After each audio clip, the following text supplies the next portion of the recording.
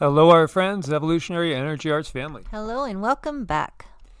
So, we are going to be going into a lot of different things here, but trying to piece things together. Honestly, um, we could probably break this down into such detail that we'd have probably 2 to 4 hours worth of stuff to go through.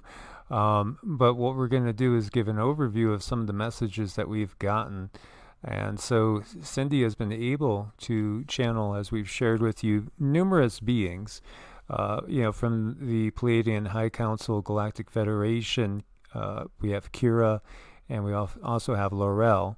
Kira is kind of a no-nonsense warrior type. She's more of a military person. Her energy is very difficult for Cindy to hold on to for too long. Laurel is the one that we make contact with on a regular basis, and she's more of a communicator. She's very, very easy to talk to. And then we've also made contact with other beings, and we've touched on some of the stuff that we have gotten from Yeshua, and we also made contact with Isis. And Isis is a collective, is what we've discovered. Isis is very much like the Law of One talking about Ra being a collective. Well, Isis is also a collective. Yes, very beautiful situations and kind of unexpected things, really, to me. Yeah, what we have is that we have such a purposeful entanglement of information and distortion so that it would make it almost impossible until these times right now to really figure out exactly who is who, what is what the bleep is going on, etc., etc. Now, we have made contact with Thoth, and about 3 decades ago, I did a ritual reaching out to Thoth and meditation, and felt that I had made contact, which Cindy verified. He's been with me since then, so it did work, and I do have a connection to him. Now, a lot of these beings, there's a tendency to just put them all in one category, and this is what we've been trying to sort out. Are there angels? Yes. Are there demons? Yes. Are there aliens? Non-terrestrial 3D beings? Yes.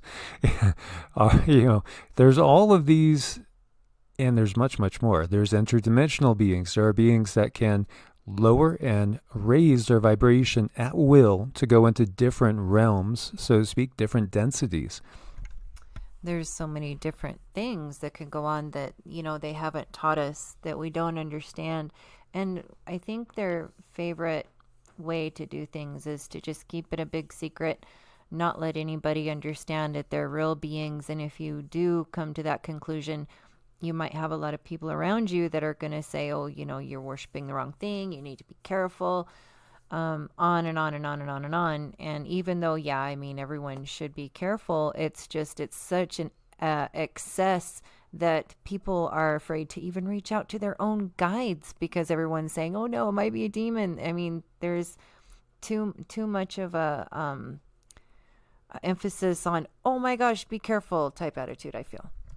Yes, and meanwhile, the real dark, negative, draconian, demonic entities are laughing because they've made it so that you won't pick up the phone and dial and ask for help from the higher realms. Ask and ye shall receive. We had a session yesterday with one of our family members, and he said, so when you're doing your mantras, you're actually like praying to Ganesh, or you're praying to, and I said, no, it's not really praying. It's just like picking up the phone and asking, a friend for help. That's really what it is. It's not praying. It's just connecting, and it truly is picking up the phone. And in some cases, these beings are so close to us, it's like we only have to ring maybe 4 or 5 times, and they come right through, like that. But you have to build that connection and that connectivity. Of course, from a fundamentalist standpoint, that fear of anything that is not, completely written in scripture is got to be evil, which is not the case, because that's what they want you to think. That way, they could control the narrative. But there's benevolent beings that are out there in all different traditions, as we've been trying to get across to people, to recognize that they don't work against each other. The benevolent ones work together against the dark forces. They want to liberate humanity from the grips of Satan. And, what does Satan really look like? Satan means the adversary, and he might just look pretty much like that. Might even use technology. And really, that goes very, very high up. When I had asked a friend who is very, very entangled in the government, well, what do you think our reality mostly resembles? They said, I guess I'd have to say Gnostic Christianity, with the whole concept of archons, these dark but malevolent forces. Now, there are angels, there are archangels. Like if you call on Raphael, Gabriel, Michael, Uriel, they're real, and they will come and they will aid you. And there's really nothing in this manifest universe that can kind of stand against their power.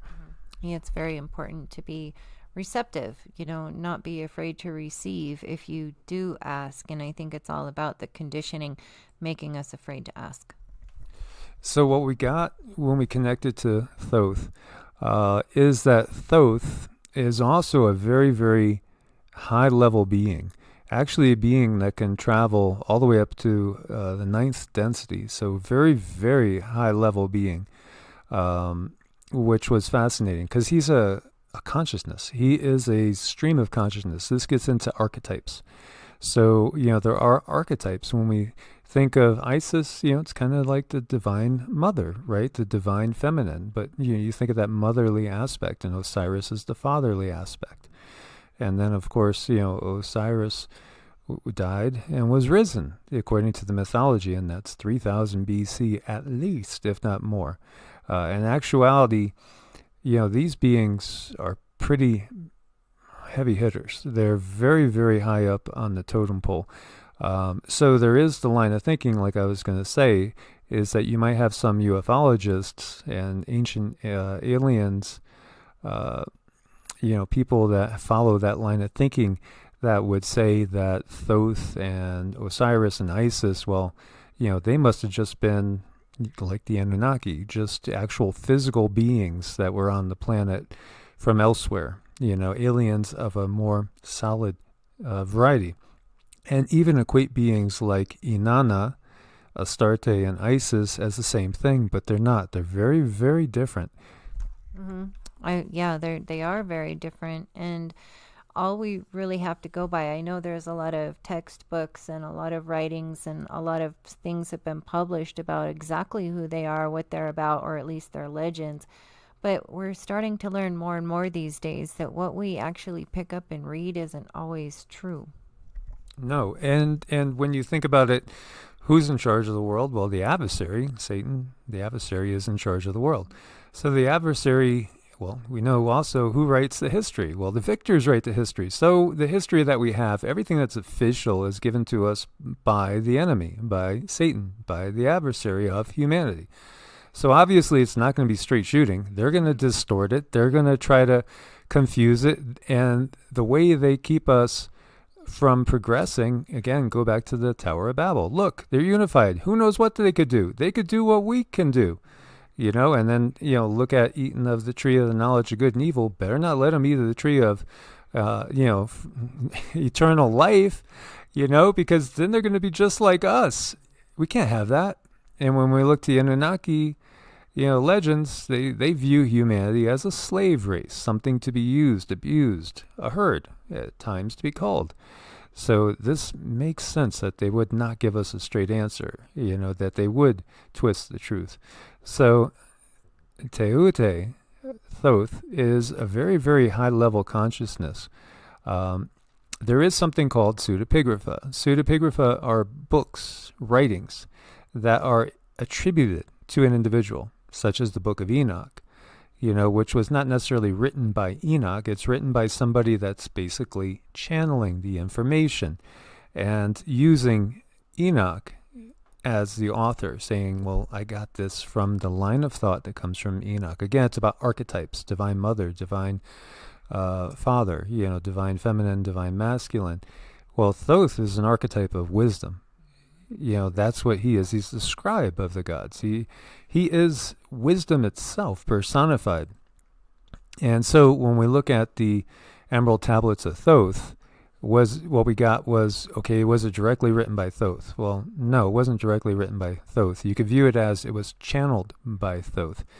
So was Thoth an Atlantean? Not really himself, no, because his consciousness is that vast. You couldn't really completely take all the consciousness and put him into that little thimble. No, you can't do that. He's just too vast, too large, too big. There's too much. You just can't pin him down to one thing. There's too much information there.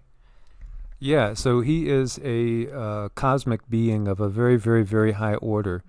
As we have said, we realize that was Isis just perhaps an ancient queen of Egypt? No, she's a collective of many different individual consciousnesses together that have risen to a very, very high place. Yes, most definitely, from different beings. And she definitely wants to come and help people understand how to do our own ascension, rise up in our own way. She does want to help. That's the most important thing. Yes, and he does too. And each one of these have their own energetic signature, their own vibration. He did say that the Emerald Tablets are basically mostly right on. They're very, very accurate, and it is wise to study them because it was channeled information that was given from him down to another person on this planet. Yes, almost like a student. Exactly, like a student, as there are many. And so with Hermes, again, this is a being that is, I think the best way we could equate this is to like an avatar. And, this is where it can get a little bit confusing in some ways.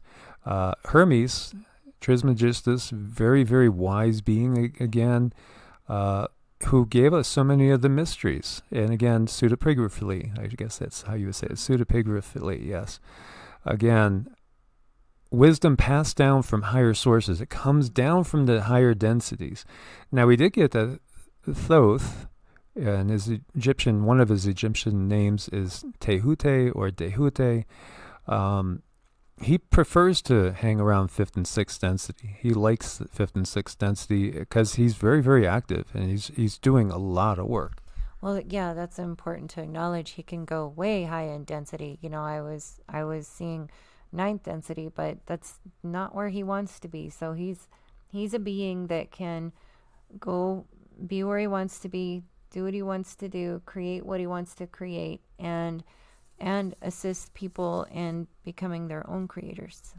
Yeah, so there are those that say the Anunnaki, quote unquote, are the creator gods, but they are nowhere near the creator gods. Those are very, very limited, finite beings that couldn't even touch the true creator gods, the true Elohim.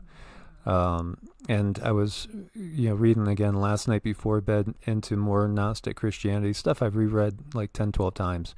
But every time, you come back to it after getting more information, the clarity is right there. So in Gnostic Christianity, one aspect of it, they view Yod, He, Vah, He, the Tetragrammaton, as being basically like father, mother, son, daughter. Think about how imbalanced we are. We have, in traditional Christianity, we have Father, Son, and Holy Spirit. There's no feminine aspect acknowledged. Some will assume that the Holy Spirit, Shekinah, should be feminine because there's something missing there. And it's obvious to students of other traditions. It sticks out like a sore thumb that something's really distorted and missing there. There's no balance. There's no harmony. And it's taken away the soft mothering aspect of things. And it's accentuated the testosterone driven aspect of things, which when we look to the Draco and the reptilians and all the minions that serve them, they're very warlike. And they're all about, I'm going to take what I want. And that's it. And I don't care what happens to anybody. It's everything is mine. They're greed orientated, control orientated, and not every single reptilian, we should say too. But the Draco, yeah. Other reptilians, there's hybrids. There's all different sorts of beings out there as well. And there are some, like the Nagas, which are wise and they're to be handled with care. But they do have wisdom that they can impart, and they're not necessarily always going to just think about human barbecue. That's right. There's a lot of things to take into consideration, like our planet that we live on, our world that we understand has traumatized people to the point where people think that they have to actually just step on somebody else to get the upper hand and to get ahead in life. So they feel like they really need to be brutal and cutthroat. And that's what we've been raised with. It's sad. So getting back to that, I was giving you, you have Yod He Vav He, which is balanced. You could look at it as father, mother, son, daughter, right? And that perpetuated sequence where there's always the balance between the masculine and the feminine. And then you have the other side, the Elohim side, which is the multiplicity that comes from the ultimate source. And, that is the many. And that's also the creator gods, the true creator gods, which are vast. And yet, as Cindy has seen, they're in the sun. An essence of them is in the sun itself. And they are basically beings, again, like Thoth, like Anubis, and others. They're depicted to be kind of humanoid, but not always humanoid. They have different animal aspects in them as well. It's very, very interesting, but they are of such a high consciousness that they're almost not understandable, but they are. Now, source itself, the ultimate source, the ultimate prime creator, the God with the big G, is something that in our finite brains we can't comprehend. We could get a taste of it through meditation, and we could experience it in the bliss that comes with it. Samadhi, that merging with the all, which brings bliss untold, is something that is experienced, unfortunately, by very, very few, because it takes so much work. And it takes lifetimes of work. It's not just one lifetime. So many of us are in certain positions because of past skills, traits, and also positive karma that's been built up. So, Hermes is basically an aspect of Thoth. And again, when we look over and we see Vishnu, Narayana, he's had many avatars. Krishna and Rama are two of the more well-known, but there's others as well. So again, it's very, very similar. And what I want to kind of take the time to explain a little bit differently, if we were talking about souls, higher selves, source selves, over souls, it got me thinking about cellular mitosis, because, when the egg is fertilized by a sperm, right? The miracle of creation, it's sort of like that on the soul realm as well. Think about this a second. Let that sink in. So in the physical sense, the sperm penetrates an egg, and then it starts to divide. Well, over here, you have basically a unity of the original, splits into two, and then eventually two split into four, and four into 16, 16 into 64, and on it goes. All those are containing, again, it's a fractal system. They all contain the essence of the original. It's that way with consciousness, too. When we take a look at a being like Thoth, and he has individuated incarnations, so to speak, it's not like, this never exists again. This does all these different stages, all these different cells. They are all Thoth, so to speak. But yet they're all unique too at the same time, and they're all individuated consciousnesses. It's the same thing on the spiritual side, on the soul side, on the side of consciousness. Now, this is delving into stuff that is really not supposed to be spoken about, because it could end up ruining our human experience, so to speak. But it's the same thing with ourselves, So you'll have people you'll meet, and all of a sudden you just love this person. It's almost like, my God, why do we understand each other so well? We just click so well. We could finish each other's sentences. And it could be that you come from the same oversoul. And, there are fractals of us. And there might even be fractals of you right now on this planet that if you saw them, it would freak you out because there's so much like you. Because they're coming from, you can view it as you're all emanations of this one cell, but you're 16 down the line and maybe the other one is 64 down the line, but yet you come from the same essence. I hope that is something you guys can understand, or it makes sense to at least a few. Well, I think it's kind of like if you run into somebody and you talk about how, oh my gosh, I do that too. And oh yeah, I feel like that too. It's all about little things about yourself that are still sort of kind of one, but yet individual. This is as above, so below. This is what's meant by that. And this is how the universe works. Again, it's fractal and it's holographic at the same time. And really what we're in is, it's a playground for consciousness itself. Because in reality, we're all just pure consciousness. And we're experiencing a myriad of different possibilities. When we pass on, we go into basically an afterlife review. All right, and so you could take it from a biblical term as, once to live and then the judgment. Sort of. This is how things get twisted again. Each incarnation's unique, for sure. And then we judge it. Wait, who judges it? We judge it. We look at what we did, what we achieved, what we wanted to achieve. And this is why, like, Vedic astrology is so powerful.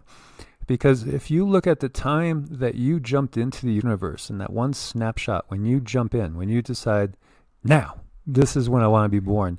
Because everything is interconnected. Every planet has its own consciousness. Every star has its own consciousness.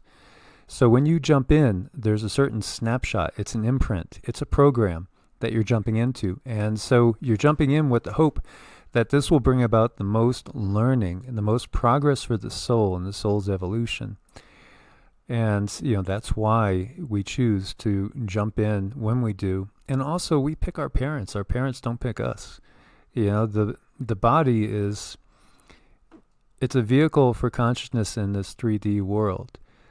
So that takes away a lot of the throwing the blame on others because we decided to do this as far as coming in. Now, yes, we can be trapped in karmic loops, such as is going on and has been going on this planet.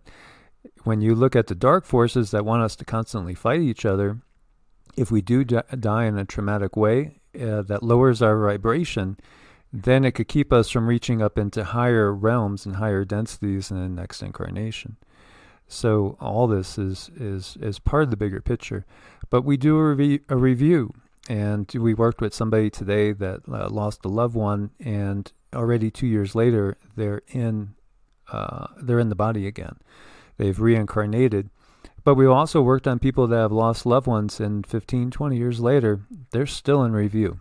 Mm-hmm. Yeah, it just depends on the person, the situation, and what that contract is going to be set up to do, the contract between you and that person. So again, as above, so below, as we look at cellular mitosis. And we could look at this old diagram from the Kabbalah showing Yod-Heh-Vav-Heh breaking out into individuated consciousnesses. And then they will break out into individuated consciousnesses. And then they will break out into individuated consciousnesses. Don't you know it's written, ye are gods? Yeshua said that. And he was serious. Yeah, he very serious. But some don't view us as gods. Some view us as nothing but a slave race, a commodity, a resource to be used, abused, and at time, sheep to be led to, what. There's symbology in the movies that is very, very interestingly on point. There's a lot of symbology in movies. I think we should just kind of be raised with that knowing.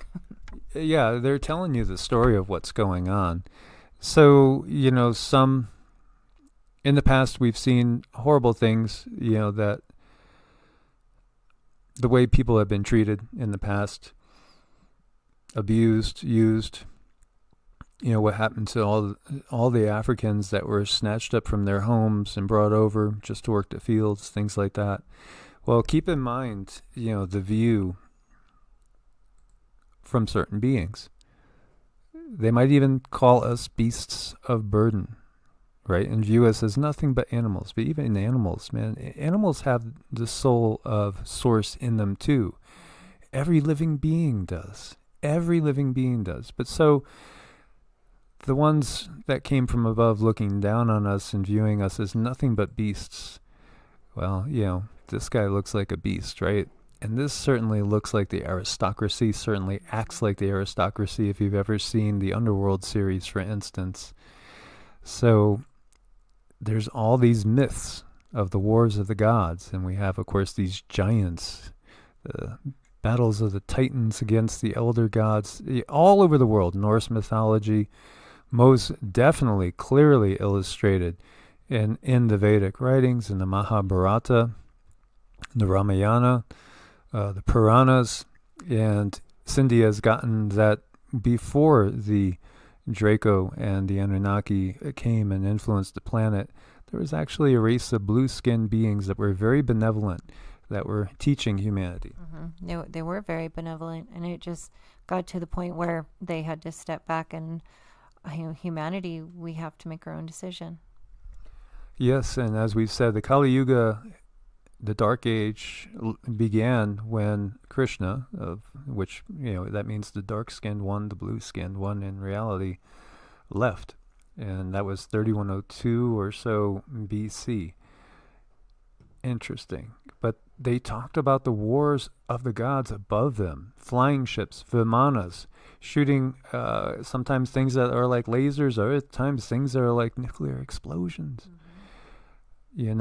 The Brahmastra, this horrible weapon that just leveled and totally disintegrated entire cities with millions of people inside them. These war of the gods were very, very real, and they were used to seeing them flying around in their ships.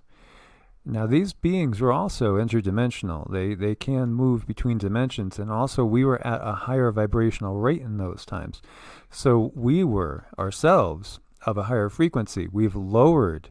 This is the fall of man, so to speak. We've lowered down into that 3D. And back in, I believe it was 1988 or 1987, we started to enter the photon belt, which is an energetic area in the universe, which is slowly taking away the grip of power of Satan, the Draco, the reptilians, the dark ones. And as we go farther and farther into it, they're not going to be able to hold on. Right. It's a slow but sure process that's happening. Yes. And so there's a lot of things going on right now. A lot of things going on right now as we look at Anubis. And why are we looking at Anubis? Well, he's kind of a dog man. Anubis is kind of like a dog man, but Anubis is a much more powerful being as well. There are legends of dogmen, tons of legends of werewolves. Well, this is where it gets really interesting, because what we got was that at the end of the last cycle, because this cycle has happened many times, this is another cycle coming to a close, and we've talked about these 12,000 year cycles where there's mass destruction. We've talked about even bigger cycles than that, when whole species just disappear. Most of the species disappear. 75-80% of the species disappear, and new ones are arising afterwards.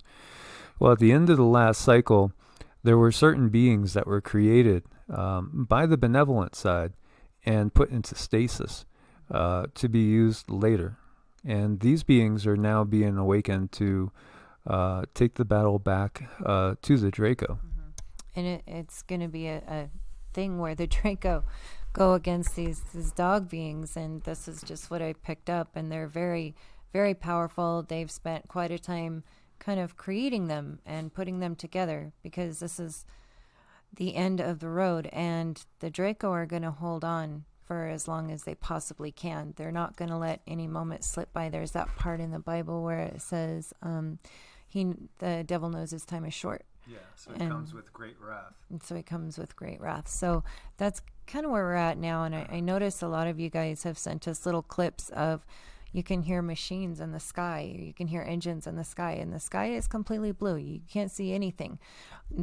This is because this is an interdimensional thing that is getting closer to us. As we rise up in vibration, we're able to hear and sense more of these things more often. Yes, and so, where do the nasty guys, where's their home?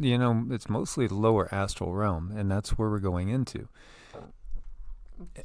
And that's also where, the battle is going to be raging.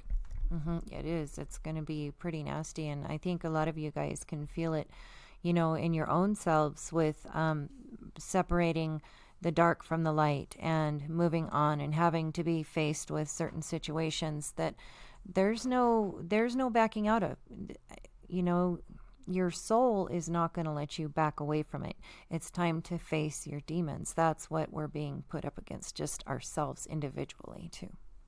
So if you ever wonder why they're creating so many super soldiers, and these dogmen type of beings are, by the way, super soldiers. They have all sorts of abilities implanted in them, and you want to share some of that? Well, yeah, that's what they showed me. They do. They're not only are they like physically very powerful, but they were built to go against the Draco. So yes, they do have technologies. Yes, they do have enhancements. They show me that most of the technologies and plates, there's like plates on the body, technologies in the body, and they're just very powerful beings, but they have to be. So this battle is in so many different realms. Obviously it's a spiritual one. The way to get yourself out of it is to really develop your Merkaba. The Merkaba is, as we said before, the key to heaven. In the truest sense, because once your light body is developed, then you can go up into 5th and 6th density. Until it's developed, you're going to be stuck in 3 and 4, where you're going to be just basically here, or when you pass on, you're in 4D. And, depending on where your vibrations are at, if they were very low, you'll find yourself in the quote-unquote hells, of the home of many of these beings, like, these guys, which we see overshadowing humans. And also other dark entities like the shadow beings and these things that look like black holes with glowing red eyes and all sorts of little nasties and creepy crawlies that we run into on a daily basis that are actually sucking energy off of people. So when you get up out of that lower astral realm, then that's where you start to reach the quote-unquote heavens of many traditions, which, they're still a way station. They could be very pleasant. They could be very fun. They could be full of gorgeous fields with flowers and streams and butterflies and picnics and happy times, reunion with loved ones and stuff.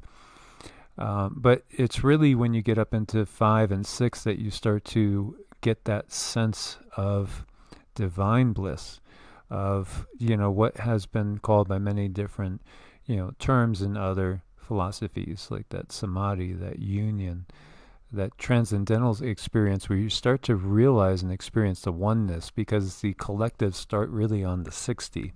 Right, and it's that feeling that cannot be interrupted. There's nothing that could actually happen on the outside of you that could interrupt that inner peace.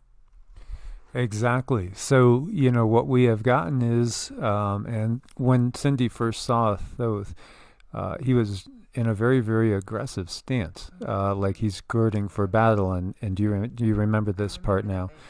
And so this is the message that he gave, was that the war in the heavens is beginning, so to speak, the war in the higher densities. He did. Yeah, in earnest. So they're kind of taking it to the Draco now. We also got that it'll start to get to be absolutely impossible for the Draco to hold on in about 10 years' time. They just will kind of start to fall away from this reality. they won't be able to hold on to the people that they have under their control. And some of those people are not even human anymore. They're just a shell. And, as has been said, in some cases there may be, multiple versions of the same being that is being used as a tool, if you get what I mean. There's definitely cloning, and there's many copies. Yeah, so because of this cycle that we're aware of, again, I keep going back to the devil knows he has a short time. Yeah, so they're actually not going to be able to hold on in any way, shape, or form into this reality, starting in about 10 years. Now, I know we all want this to be done so quickly. We want it done now, done now. But she got that 10 to 20 year time frame should be like that completion frame. So right now, this is our challenging time. And, as Cindy's been saying, the devil knows he's got just a short time. So he's full of wrath, and they want to take everybody down with them. Right, because as we cycle through lifetime after lifetime, they have the ability to hold people down and recycle back in the 3D. And as the Earth is not going to be a 3D Earth, the Earth is ascending, so the Earth is going up. So it's going to be up to the individual, so if we fall prey to lower vibrational frequencies, which is what they want us to, and because then we'll just incarnate in other planets that are still under their control. That's the bottom line. That's their real goal, is they want to hold on to as many souls, quote unquote, as possible. And if they could get you to incarnate over, say, even in Andromeda, for instance, which it seems like Andromeda is going through a lot of the stuff that we're going through here, then they can hang on to you. You're still an asset. You're still a tool. You're still, one of the flock, one of the herd. So, as we go through life and walk through life and we're being faced with certain things, it's time to really honestly face that. Get the support you need. Give yourself the compassion that you need to walk through it and get through it. And so ultimately, we're here for learning and for soul growth. So again, it's going to be all about our choices. And, the highest path to the higher realms is service to others. And, not going down that path that leads to ultimately to destruction. So if we're always holding, the highest vibes, if we're always trying to do the best we can to lift up humanity as a whole, to lift up the planet, to lift up everything that's on the planet and in the planet, then we're serving a higher purpose, and then we're raising our vibrations up. Don't neglect your spiritual practice. That is the most important thing in your life. Yes, hang on to your spiritual practice, whatever that looks like. Even if it's just finding motivational videos for the day, find it. Yes, and unplug your routers at night. I could see, the energies are coming through. I'm working on Cindy now. I could see it in her eyes. Unplug your router. Get away from the technology. Get away from the cell towers as much as possible. That's their highway. So, these beings of a slightly higher vibrational frequency on that lower astral realm, they can just travel through this quote unquote, internet Wi-Fi. It's their highway to go from one place to another. That they use our phones. They can travel through our phones. They could listen in. They could go through our computers. They could literally come out of our TVs. Remember the movie Poltergeist? That wasn't really far off the truth. They're telling you how it works. Right. So pay attention to those movies and understand that, maybe it looks like somebody with a big imagination, but then again, if it feels like it could be true, it probably is. Exactly. So I hope this was interesting. And, maybe we should just say what Rex always says over at Leak Project. This was all just for entertainment purposes. None of this is true in any way, shape, or form. Any representation of reality is just a coincidence. Yes, purely coincidence, and it's all just silliness. Right. So, guys, thanks for being part of the family. Make sure you are subscribed.